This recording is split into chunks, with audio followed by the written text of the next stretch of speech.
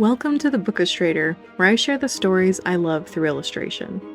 In today's video, I'll be discussing the novel Among the Beasts and Briars by Ashley Poston. This book was an adventurous ride that felt like a classic Grimm's fairy tale brought to modern audiences. There are dark and sometimes freaky monsters, a race to a hidden kingdom, and the story of a young woman who doesn't think she has what it takes to be the hero. With that, let's jump into the art. For this story, I decided to create a simple illustration. It depicts two of the characters circling around with a crown and a daisy bursting with leaves. I wanted to make something that fit with the story's fairy tale feel, so I chose this simple wreath composition, something that could live in an imagined collected stories anthology. We start our story in the small kingdom of Aloria, where everything is peaceful, plentiful, and perfect. The only problem? The woods that border the kingdom are filled with monsters that have a seething hatred for the people of Aloria. Cerys, our main character, has seen these dangers, recalling the events early on in the book. When they were young, she and her friends foolishly entered the forest. Her mother heard them screaming inside and was able to save her daughter, but both her mother and two of her friends died that day. Cerys left the woods with more than those scars, though. A small seed had taken root in her skin, granting her the power to grow plants with a single drop of her blood. As the royal groundskeeper's daughter, she has to hide her secret carefully, not even telling her best friend, Crown Princess Anwen. Nothing good comes from the forest, not even the curse, or magic, that now lives inside her. On the coronation day, the crowd of onlookers, dignitaries from other kingdoms, Cerys and her father, are attacked by a group of creatures from the forest. But even more terrifying are the seeds floating in on a wicked wind. These take root in all of the people, including the newly crowned Queen Anwen. When everyone starts to turn into monsters, what should have happened to Cerys as a child in the forest, she scoops up the royal crown, brimming with magic, and runs into the woods with her fox companion at her side. Entering the forest, they're immediately attacked by a huge bear. Fox jumps at the monster, biting Cerys in his frenzy to attack, but instead of two beasts sprawling on the forest floor, Fox has turned into a human man. Now we follow Cerys. Confused but determined, Fox, baffled at his dull senses as a human, and the mysterious bear, who form an unlikely trio determined to save the kingdom they left behind. All of this happens in just the first few chapters of the book, and the pace never slows down.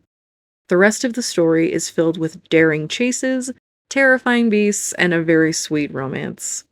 Do you know of any books similar to this, whether in plot, as a fairy tale-like retelling, or with animals that become human, and are just struggling to process what's happening? Fox was my favorite character, if you couldn't tell. I'd love to hear about them in the comments below. In my initial idea for this illustration, shown on the left if I edited this right, I had this silly idea of drawing Fox and the bear creating a circle with their curved bodies, framing a daisy, with some twiggy bits floating around the sides. This was doodled in the margins of my reading notebook, and I was charmed with it. In fact, this little doodle wouldn't change much until I did the actual line art, which you'll see here in a moment. And yes, I did really struggle with the bear paw. The references I was looking at were all pretty shadowed on that side. A few days after I had my initial idea, I finally had time to sit down and actually sketch out what I wanted this to look like more concretely. This is when I changed the center object to a crown instead of a daisy. The flowers took the places of the little twiggy bits I'd initially created. I was happy enough with how this was looking and jumped into the actual drawing on my computer after work the following day. But as you can see on the screen, my original idea has some big changes partway through the line art stage. I hated how lopsided the wreath design was looking with the big hefty bear on one side and the long and lean fox on the other. It just felt too awkward to me, so I pulled Fox up and set him over the bear, and changed the rest of the circle to be greens and a daisy coming out of the crown instead. This felt a lot better to me balance-wise, even though I do reposition it several more times before I'm satisfied. After a few more touch-ups on Fox, I moved down to the crown. Now, in the book, this crown is described as incredibly ornate, with golden leaves and intricate details. It's apparently pretty uncomfortable to wear as well. I did doodle a few ideas of that in my sketchbook, but ultimately decided that I preferred a basic crown instead. I wanted the leaves of the wreath to be poking out of the top and needed something simpler to contrast with the chaos of the vegetation. Thus, a stereotypical crown was born. Now we come to the hard part. Yes, I struggled with the bear paw, and I ended up changing the whole concept when I flipped Fox up to sit on top of bear. But nothing beats the pain, for me, of drawing flowers. I wasn't one of those girls who enjoyed doodling flowers in the margins of my math notebook. No, I was sketching dragons and yokai and swords and Mayan death masks. I've never been very interested in flowers, which is a bit of a shame because my mom is a florist. You might be asking, Amber, why are you even including flowers if you hate drawing them so much?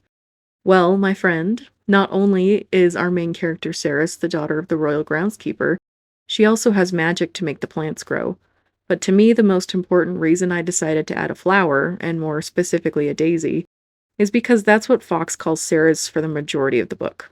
She always smelled like daisies to him, so that's how we always thought of her. I added in this little flower as a nod to Cerys and to Fox's nickname for her. Another idea I'd had, but never actually sketched out, was to draw Cerys's best friend, the Queen Anwin, as a monster. She's described several times throughout the story with huge teeth, branches, and roots breaking through her skin, and a slitheringly terrifying voice. She's the creature stalking our main three as they search for the lost kingdom in the woods, but I tossed this idea aside pretty quickly in favor of this wreath design. The main reason was because I felt like the tone of this book suited a fairy tale feel, with an emphasis on the magical animals and objects found in the story. While it does get spooky at times, and genuinely I was getting a bit of tonal whiplash going from a Disney-esque fairy tale story to a Stephen King type horror scene whenever the monsters appeared, I did want to focus more on the sweet aspects instead, as to me this was the majority of the book. Plus, I was excited to draw a fox and a bear. I don't draw a lot of animals, so this was a fun challenge. After finishing the line art, I quickly jumped into flat coloring everything, putting in those bases before I add anything else.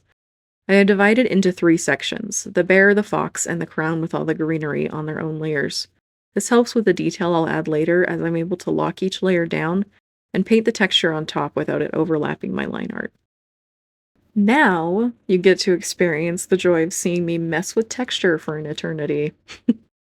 I was a traditional watercolor artist for over 10 years before I ever placed a digital pen to a screen, so most of my choices are influenced by the need to have solid texture. Head over to my Instagram to see what I'm talking about if you're interested. And of course, it's always a balance between how much to add. With this piece, I decided to keep it simple. I'll go through several ideas, adding and subtracting over and over till I'm happy with the result. I remembered that the bear was also described as gray in the book, so I made a quick change to make it more faithful to the story. My goal with the texture here was to make them seem furry, without sacrificing the exterior line art I'd already created. I wanted it all to be subtle, just a little treat for the eyes when you get closer to the piece. I took the same approach with the lighting on the crown and on giving the leaves a little more oomph, which you'll see in a moment here. For now, I'll let this start winding up as I share my last thoughts about the book. Among the Beasts and Briars was a really fun read. As I said before, I got a bit of whiplash from the tonal changes throughout the story. One moment it would be a sweet scene with the 3 main characters sitting around a campfire, and the next a freaky monster, with all the body horror of a FromSoft game, would appear and everything would go sideways. I love thrillers and darker books, but this one seemed to be having a hard time choosing whether it was a lighthearted fairy tale or a twisted dark one. I love Fox trying to figure out being a human and all of the wisdom bear shared with both him and Cerys. I love Cerys growing into her own power and enjoyed the spooky woods. If this sounds like something you would enjoy, grab a copy at your local library or bookstore. And with that, let's check out the final illustration.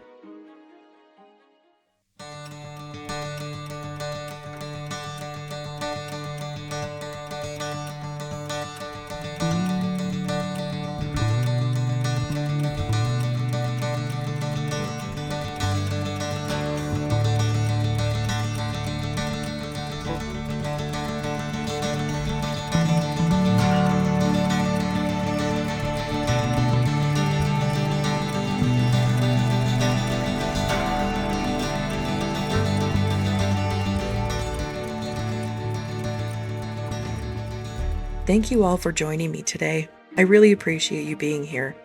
Check out one of these other cool videos to the right or follow my links below to meet up with me elsewhere online. See you in the next one!